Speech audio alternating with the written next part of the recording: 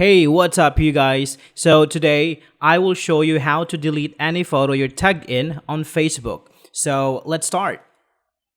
So first, let's open up Facebook and tap the three lines in the corner. Now scroll down and tap Settings.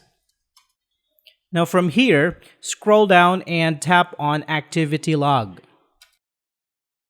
Tap on the down arrow under Activity you're tagged in and tap on Photos you're tagged in. Now this will show a list of photos posted on Facebook that you are tagged in. Now choose the post that you want and tap on the three dots beside it.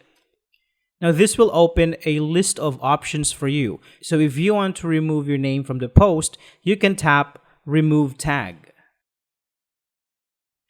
Now you can also hide the post from your feed.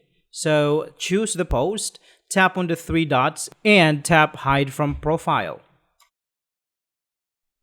So that's it for this video guys. I hope you find this helpful. Thank you for watching and see you in the next one.